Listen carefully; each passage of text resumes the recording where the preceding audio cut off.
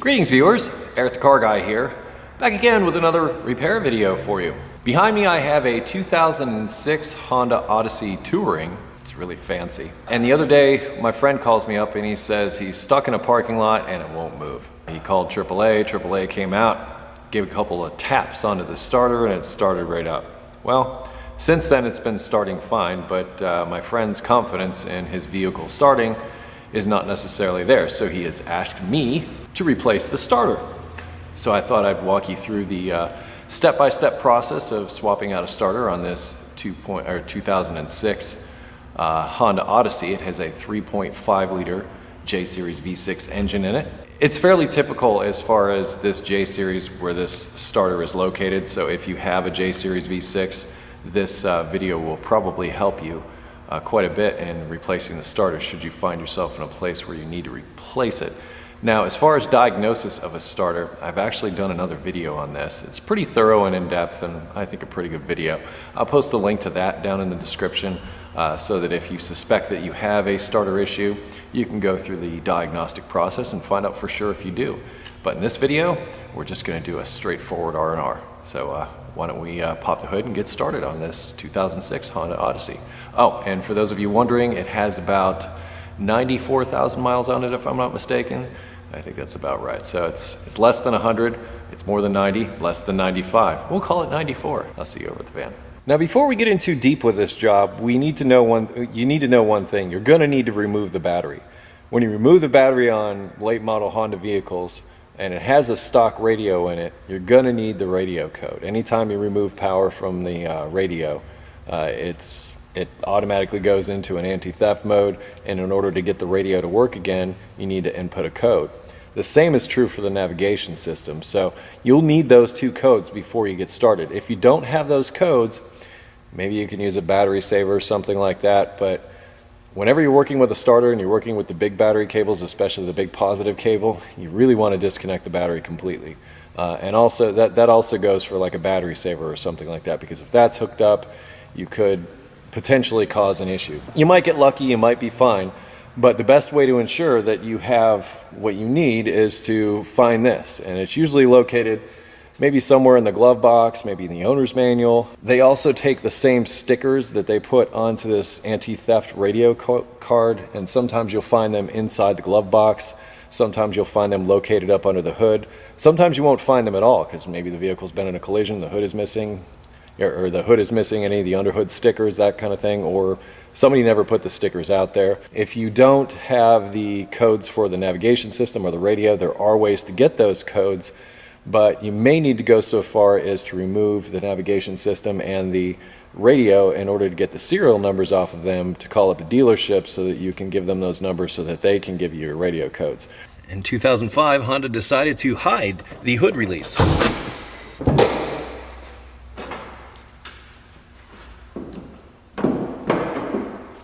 Normally you'd have to disconnect this windshield washer hose from this little plastic clamp in order to do what I just did here. So just unhook this hose from this little clamp. Alright, to remove the battery, I first start by disconnecting the battery cables. I always start with the negative. I always say first off, last on with the negative cable. Looks like this little lead here is loose. I'm going to tighten that up. Any loose connections at the battery can cause issues.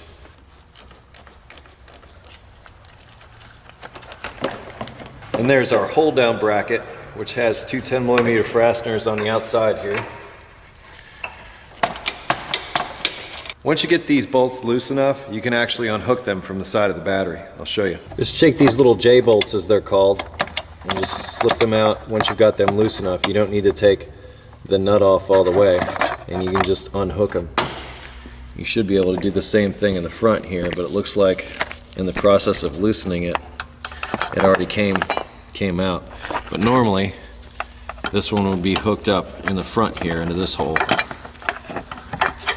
right there. So you just drop it back, give it a twist, and you're free. Now that our bracket is undone, we can just lift the battery right up out of here. In addition to removing the battery, I'm going to remove the battery tray. Ground cable's hooked onto it there. positive cable's hooked onto it over here. Once you're unhooked, you should be able to just lift the battery tray right out of there. And I just take this junk, dump it in a trash can. Doesn't need to be there. Okay, the starter lives right here underneath this lower radiator hose. You can sort of see it by the EGR valve there. It's a heck of a lot easier to get to if you can remove the battery tray. Removing the battery tray is somewhat easier said than done, but a way you can gain better access to that is by removing the airbox assembly. There's a fastener here. This is 10 millimeter. Here's another one that's 10 millimeter here, and I believe that's all you need. It's also connected here to the air and up here. So I'm gonna disconnect it from those locations, remove those two fasteners, and I believe this positive battery cable is hooked up right in this area there. So we'll need to unhook that cable in order to remove this assembly, and that's what I'm going to do. I'm just going to remove that whole thing as an assembly.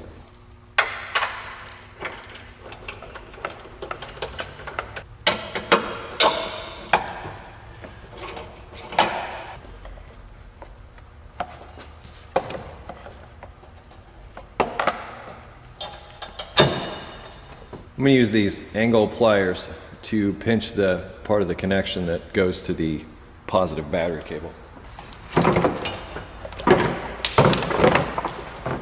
Well, turns out that wasn't necessary because looks like this has already been out and it's cracked a little bit, so it just came out. But if it wasn't, I'd reach in under this and pinch the bottom of that connector right here. And when I did that, it would release the cable. Now there's a cover here over the top of the air inlet. And to remove that, you just remove these plastic rivets. And to remove those, I just grab them like that, pull the top up, and the bottom comes right out. Pretty simple operation. And then you can just pull up on this. It's just hooked on down below onto a little rubber mount. That little rubber mount right there is where it's hooked onto. So in our ever increasing efforts to gain access to the lower fasteners for the battery tray, I'm going to take out this part of the airbox, or the air intake assembly. Let me show you what I'm doing. Okay, to get this piece out of here, there's a rubber connection right here that I'm just going to pull to the side and disconnect. And once that's disconnected, it's my hope that we'll be able to pull this the rest of the way out, because that will give us access to that other fastener for the battery tray.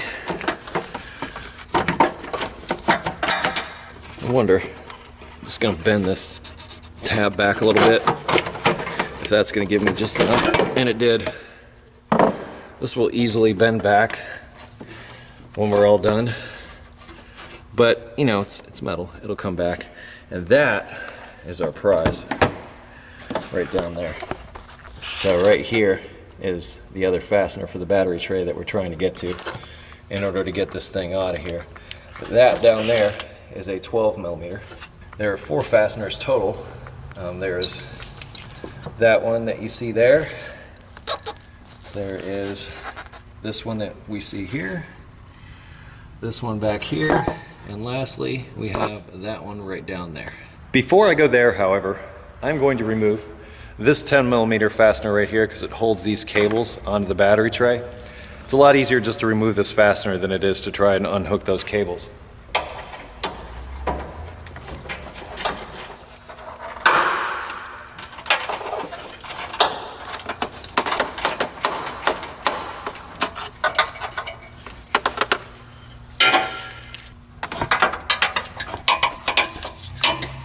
Use a long wrench to break it loose first.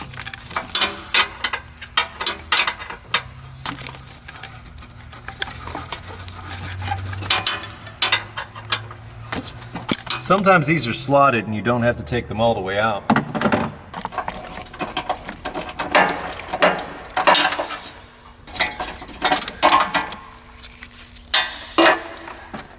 Alright, now as I suspected, this one is slotted, so I'm only going to take it out so far. And I'm just going to leave the bolt there because the it'll slide right off of it once we pull it this way. I can show you better once it's out. But now let's get these other two fasteners here off, and we should be able to lift the battery tray right out.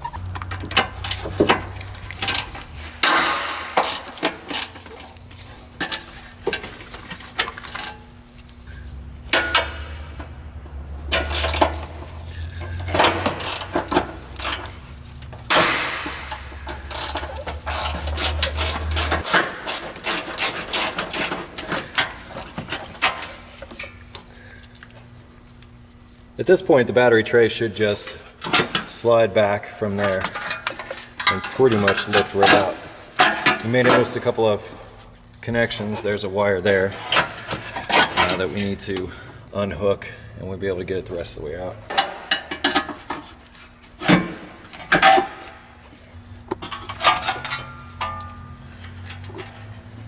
And there's that slotted hole I told you about.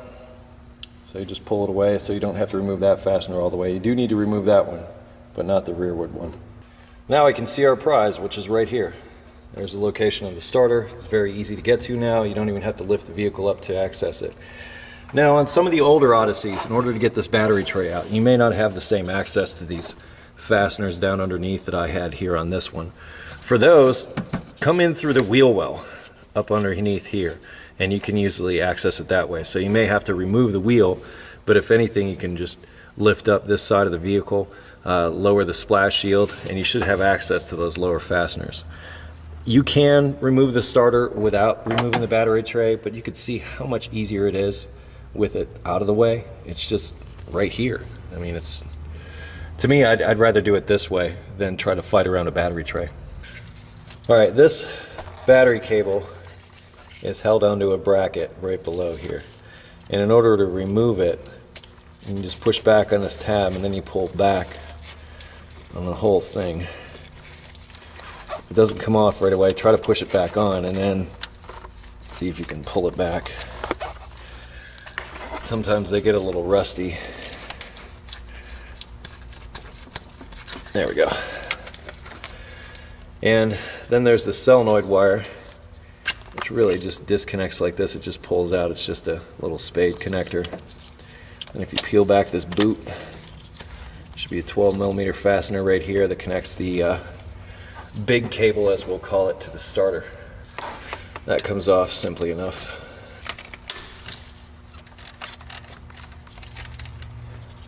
That's just a nut with a washer. You can then take the cable off. And aside from the two fasteners holding the starter to the engine block, we are relatively home free. Two fasteners that I'm speaking of are this 17 right here, and then down below, one more that's right there, that's a 14. So you've got the 14 below, you've got the 17 above. It appears I was mistaken about that lower fastener. It's actually a 17, not a 14. And these are on there pretty good. So use a long ratchet or a breaker bar.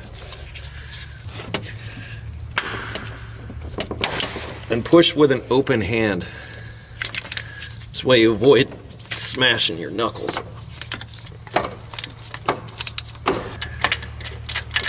And this one goes all the way through into the engine block. Both of them do, actually.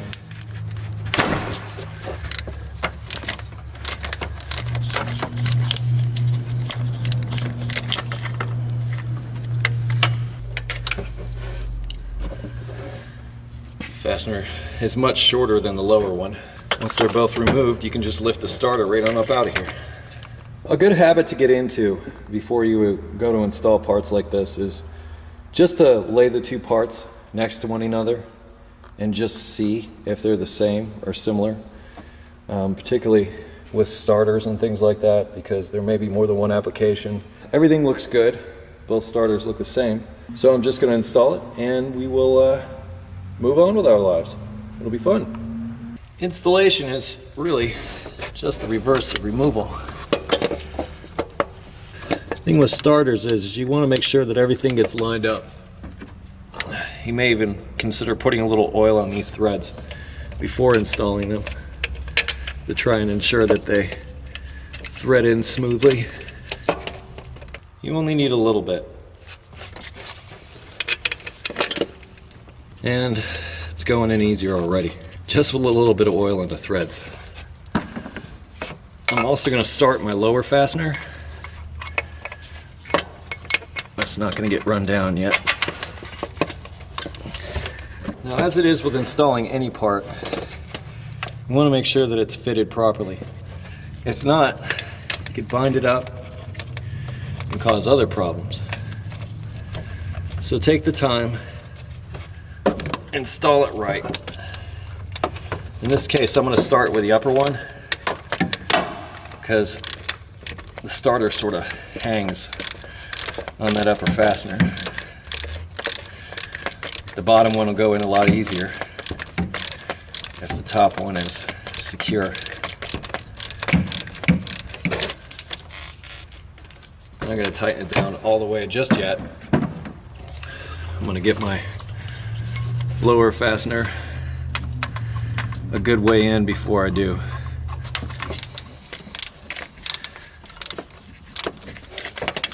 Alright, now that the bottom one's tight, I'm going to snug up the upper.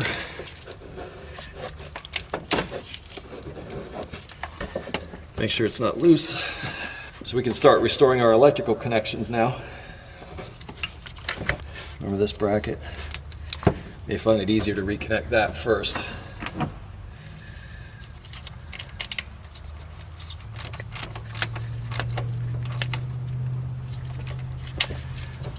I like to make sure that my rubber boot is secure on there. Helps keep moisture and contaminants out. Then we just reconnect our solenoid wire, which is just a matter of plugging it back in. Now these can get tricky because of the rubber around the outside. You're not sure if you're above or below the connector when you push it in, so you might want to pull it back first so that you can connect it, and then pull the rubber back over when you're sure that you have it connected properly. A loose connection here will cause an intermittent no-start problem. You also want to make sure that the rubber insulation's in place because, well, electricity likes to find the shortest route to ground, and if there's any water or something like that in here, it could just jump from here to here. So you have this rubber insulator in place. You eliminate that possibility a great deal. Let's get our battery tray back in and rebuild this thing back up. And as I said, it's just reverse of removal as far as this goes. Remember our little notched piece here. In fact, this one up here I just noticed is also notched, so you could leave both of those in theoretically. And as I often say, I always start all my fasteners before I start running them down, just to avoid getting them bound up, which can cause issues with cross-threading.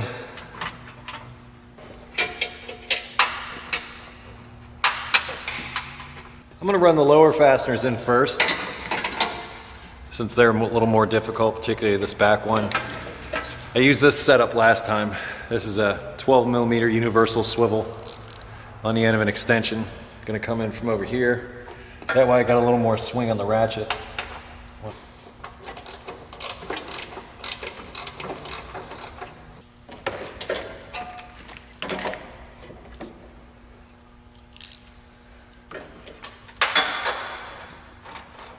Now this fastener over here was a little easier to get with a universal than it was with a straight socket.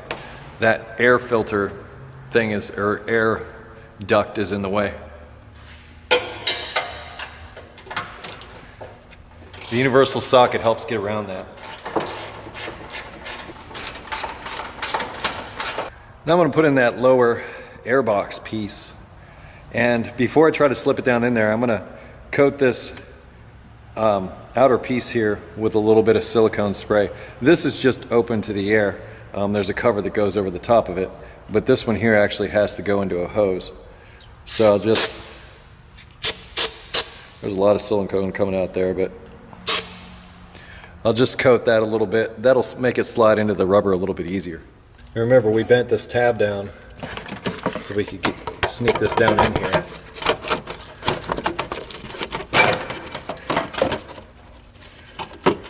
You can see over here that we just need to slide in there. You see how easy that was. Now we will bend this tab back up. See? Good as new. And we can fasten this lower part of the airbox down again.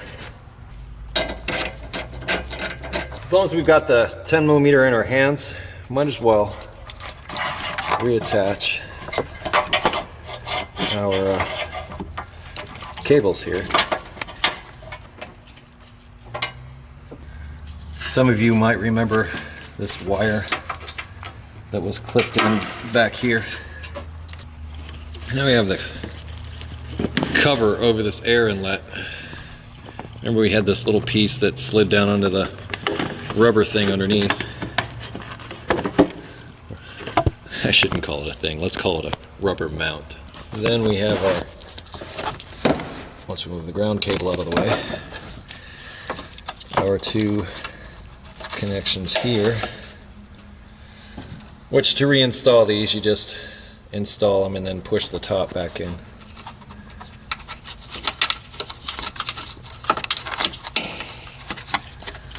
Make sure it's secure. Alright, I'm going to reinstall my airbox. Once again, I'm going to try to spray less silicone spray on the I don't want to get too much of this on here because silicone and O2 sensors don't get along too well. So I'm only trying to put on a minimal amount to get things to go together smoothly, but that's about as far as I want to take it. Remember our positive battery cable. First going to insert it into the lower part.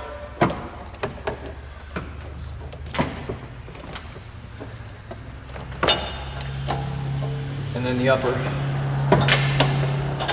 And there's the two 10mm fasteners that hold it in. I'm going to get them both started before I commit.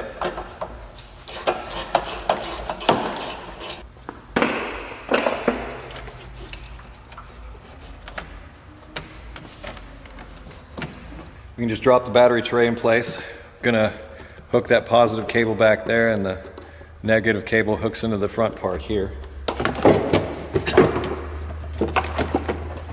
I want to make sure my opening is clear when I install the battery. We don't want anything in the way. Batteries are heavy and somewhat cumbersome.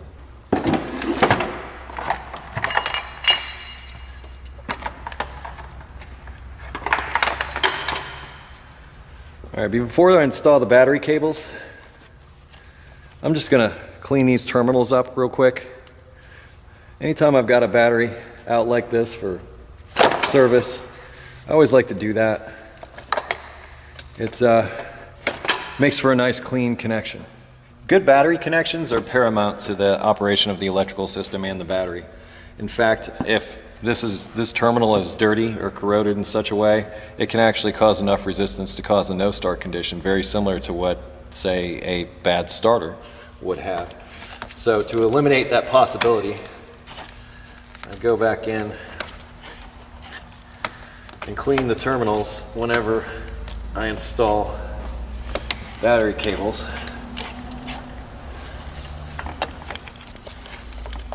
Just to eliminate any corrosion, oxidation that happens just normally. Also any of that crusty stuff that shows up. It's just good to get rid of it. Before I install the cables, I'm going to install my mounts. Remember, the J hooks need to go in and hook before we start running the 10mm nuts down.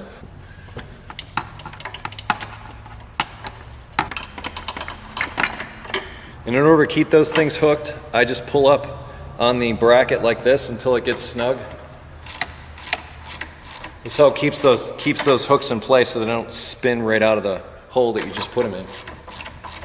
And if you lost the orientation on this bracket, there's a marking right here on the front for front. And don't just leave this battery hold down out. It's there to keep the battery in place during the event of a collision or a rollover. Without it, the battery could come in contact with something on the hood, short out, create a spark, and if there's a fuel leak, well, I think you can guess what happens after that. But battery hold downs are important. Let me put it to you this way. Manufacturers don't install anything on a vehicle unless it's necessary. They count every penny during manufacturing. So if they put something there, it needs to be there. Don't leave it out. And that is especially true with battery hold downs. I'm going to reconnect my cables starting with a positive. I always like to make sure that this cap is installed. Remember I told you if it makes contact with something metal it could create a spark? Well, that helps prevent that.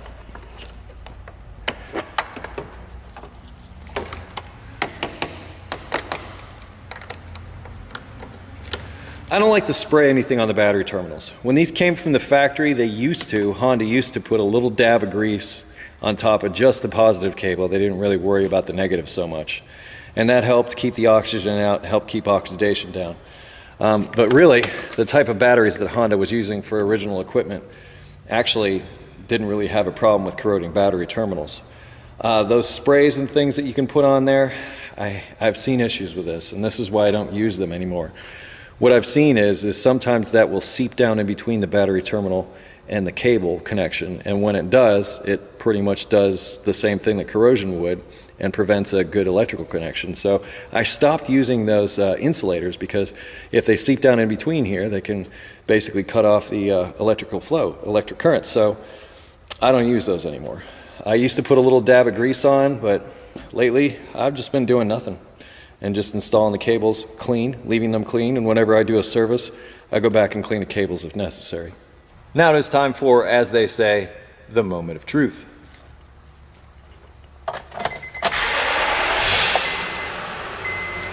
Let's put in those radio and Navi codes.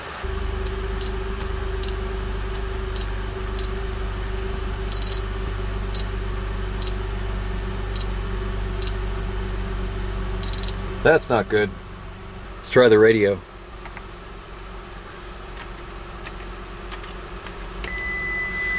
Radio's good.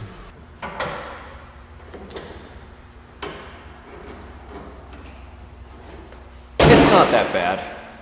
Getting that battery tray out will probably be the most difficult thing, particularly on the older models, but as I said, go up through the wheel well and you can get to those from underneath. It's much easier to access them that way.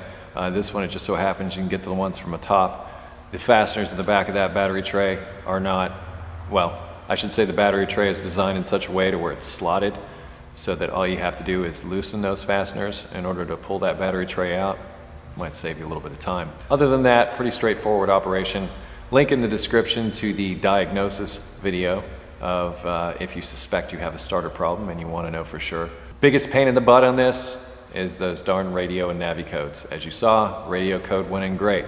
Navi code, not so much. So I'm going to have to do a little digging to find out what that navigation code actually is now. And that's where this kind of job starts out kind of easy, but Hondas of this vintage, or I don't know, they've been using radio codes since the late 90s. You really, really need to have that information before you get started, because without it, you're in a pickle. That's for sure. And when you're doing a starter, even with something like a battery saver, I've done it before, you got to take those cables off of the starter, it makes contact with ground, it starts sparking around, you don't know what's happening. You know, that may be a solution, but it's not the best solution in my opinion. The best solution is make sure you have the codes to start with so that you don't run into this problem when you're done. But that's a whole other video now, isn't it? But I hope this information was useful to you should you have to replace a starter on a G Series V6, in particular if it's a 2006 Honda Odyssey. I am Eric the Car Guy. You can always find me at EricTheCarGuy.com, where if you have automotive questions, I would ask that you head over to EricTheCarGuy.com. Type in a couple of keywords to the search function at the top of the page. You might just get an answer right then and there. If that's not the case, feel free to sign up for our forum. It's absolutely free. All you need is an email address to sign up. Just be sure to respond to the confirmation email that should end up in your inbox. If it ends up in your spam or bulk folder, or let me just put it this way, if you don't see it, check your spam or bulk folder, firewall, whatever, to see if it's there. You'll need to click that activation link to complete your registration. Other than that, if you want to connect with me socially, I can be found on Google+, Facebook, Twitter, and I close my videos with, be safe, have fun, and as always, stay dirty. See you next time.